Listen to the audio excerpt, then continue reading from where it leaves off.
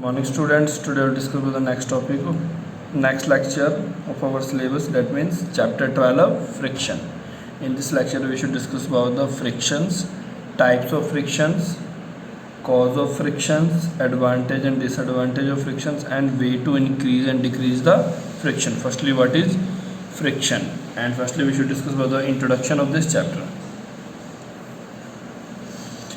Introduction. Friction play very important role in our live means क्या बच्चे कि friction जो है बेटा वो काफ़ी ज़्यादा इम्पोर्टेंट रोल प्ले करता है हमारे लाइफ में। जैसे कि आप we able to hold a pen, आप पेन को होल्ड कर रहे हो, चाहे एक पेज पे लिख रहे हो, चाहे आप चल रहे हो, ठीक है बच्चे, टाई नोट लगा रहे हो, नेल फिक्स कर रहे हो, स्क्रू लगा रहे हो, कुछ भी कर रहे हो, मतलब कि अराउंड, ठीक है। When we hold a pen, अब जैसे कि ये फिगर में दिखाया हुआ बच्चे, जब आप पेन को होल्ड करते हो, जैसे कि मैंने पेंसिल को होल्ड किया, तो आप ये देख रहे हो कि दो फिंगर के बीच में ये पेंसिल है। इसका मतलब क्या है कि इस दो फिंगर ने इस पेंसिल को पकड़ रखा है।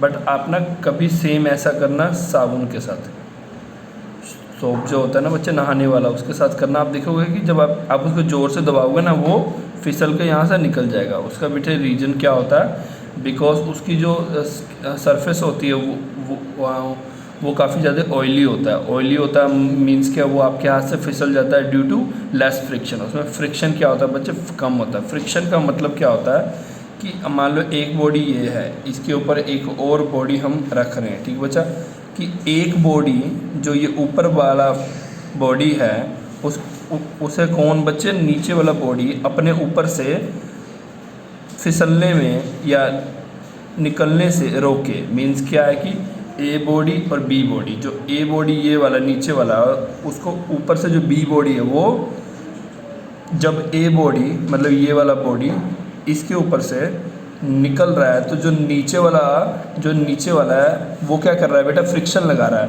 मतलब कि वो अपोज कर रहा है। अपोज का मतलब कि रोक रहा है इसको कि तू मेरे ऊपर से जा रहा है, बट रुक, ये कोशिश कर रहा है कि इसे रोके। तो बेटा इसी को हम नॉर्मल लैंग्वेज में बोल सकते हैं फ्रिक्शन, मतलब कि जो, ठीक है। जैसे आपने ये भी नोट किया होगा, जब भी आप रोड पे चलते हो तो आप क्या करते हो, आप ध्यान से देखो, जब भी आप रोड पे चलते हो, ये देखो, जब भी आप रोड पे चलते हो हम क्या करते हैं कि हम कोशिश करते हैं अपने पैर से रोड को पीछे करने का, और रोड उल्टा हमारे पास क्या फोर्स लगाता है और हमें आगे भेजता है। मीन्स देखो ध्यान से, हम क्या करिए, देखो आपने एक लेग आगे रखा और आगे आप कोशिश करते हो इसे पीछे करने का, तो आप इसे पीछे करने की कोशिश करते हो, मतलब आप इसे इस डायरेक्शन में फोर्स लगाते हो और रोड आपको इस डायरेक्शन में आगे भेजता है, ठीक है बच्चे। तो इसी के रिगार्डिंग हम इस लेक्चर में बेटा डिटेल्स में स्टडी करेंगे। ये बोल रहा है we hold a pen show in figure the gravitational pull act on a pen vertically. अब वर्टिकल और हॉरिजॉन्टल समझा देता हूँ। ये देखो बच्चा, एक होता है हॉरिजॉन्टल मतलब कि अगर मैं पेन को ऐसे रख दूँ, हॉरिजॉन्टल हुआ, और इसी तरह अगर पेन को मैं इसके ऊपर ऐसे खड़े कर दूँ, इसे क्या बोलेंगे हम, वर्टिकल, ओके।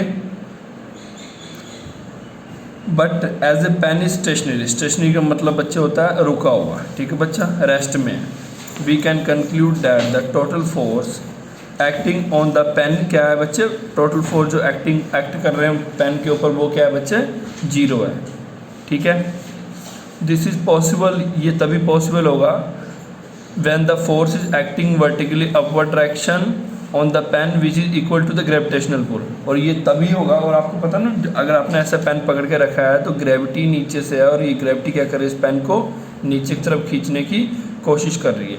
बट मैंने क्या किया है कि इसको नीचे नहीं जाने के लिए कुछ ना कोई फोर्स लगाकर इसको दोनों हाथों से रोक के रखा हुआ है। और ये मेरे हाथ में क्यों रुका हुआ है, बिकॉज ड्यू टू फ्रिक्शन, ठीक है बच्चे। इसका जो सरफेस है वो इतना ज़्यादा ऑयली नहीं है, तो ये इसमें फ्रिक्शन ज़्यादा है एज़ कम्पेयर टू एक साबुन के मुकाबले, सोप के मुकाबले, ठीक है। The force exerted by the fingers on a pen called friction. जो फोर्स हम लगा रहे हैं किस पे, पेन के ऊपर, उसे बोलेंगे फ्रिक्शन, ठीक बेटा। This force act when a pen has tendency to move relative to the figure, ठीक है बच्चा। ये देखो, ये पेन क्या कर रहा है, नीचे मूव करने की कोशिश करेगा ड्यू टू ग्रेविटी, बट मैंने इसको दोनों फिंगर से पकड़ के रखा हुआ तो नीचे नहीं मूव कर रहा है। और एक रीज़न हो रहा है कि इस पेन की जो सरफेस में बेटे फ्रिक्शन है ड्यू टू लेस ऑयली। ठीक बेटा, आपको पता है जितना ज़्यादा चीज़ ऑयली होता है उतना कम फ्रिक्शन होता है उसमें। ठीक है, इसलिए हम अपने बाइक में आप ऑयल डलवाते हो।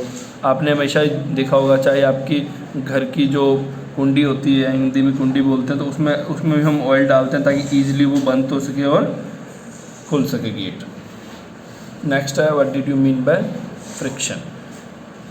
If you slide a book on A notebook. अब ध्यान से देखना, अगर आप बुक स्लाइड करते हो, अब देखो एक बुक को बच्चे ऐसे लेकर ऐसे आगे की तरफ करने में और उसी बुक को एक सरफेस पर रख के आगे करने में, अब देखना कि जब सरफेस पर रख के आगे करोगे तो थोड़ा सा ज़्यादा आपको मतलब फोर्स लगाना पड़ेगा। ये क्यों लगाना पड़ता है? Due to friction. We know that the force is required to stop the moving object. और आप आपने ये भी देखा होगा, कोई भी चीज़ अगर मूव कर रहा है, ठीक है बच्चे, अगर आपका बाईसाइकिल ही मूव कर रहा है तो आपने कभी सोचा कि वो क्यों थोड़ी देर बाद जाकर रुक जाता है? क्या रीज़न है कि अगर बाईसाइकिल चल रहा है और आगे जाकर रुक जाता है? बेटा इसका रीज़न भी क्या है? फ्रिक्शन है। मीन्स क्या होता है कि जो रोड है आपका बच्चे, वो क्या करता है, बाईसाइकिल के टायर्स पे फ्रिक्शन लगाता है। ठीक है, बाईसाइकिल का टायर बेटा मूव कर रहा होता है, जो उसके टायर होते हैं ना वो रोड के कांटेक्ट में होता है। ठीक है बच्चे, मान लो ये रोड है, इसके ऊपर ये टायर है, इसका मतलब क्या है कि ये टायर इस रोड के कांटेक्ट में है, तो ये क्या कर रहा है, ये टायर जो है बेटा ये रोड को पीछे की तरफ फोर्स लगा के, और ये टायर क्या कर रहा है, रोड पे पीछे की तरफ फोर्स लगा रहा है, और ये रोड क्या कर रहा है, इसे आगे की तरफ भेज रहा है। और अगर हम कंटिन्यूस फोर्स लगाना मतलब पैडल चलाना बंद कर देंगे तो क्या होगा, थोड़ी देर बाद क्या होगा, थोड़ी देर में क्या होगा, ड्यू टू फ्रिक्शन करके क्या होगा, ये साइकिल रुक जाएगा। ओके, नेक्स्ट देखो, friction was existence only when there was a relative motion. ठीक है, अब इसका मतलब क्या होता है, ये देखो, friction is opposition to the relative motion when two surfaces contact. Friction तभी होगा जब दो सरफेस होगा, मतलब दो चीज़ें होंगी और दोनों एक दूसरे के कांटेक्ट में होगा। ऐसा नहीं होगा कि पेन अगर एयर में मूव कर रहा है तो फ्रिक्शन होगा। ठीक बेटा, एयर में जब कोई भी चीज़ मूव करेगा तो फ्रिक्शन नहीं होगा। हाँ, उसमें और कुछ फोर्सेस होंगे जो रिस्पॉन्सिबल होगा कि इसे रोकने के लिए। ठीक है,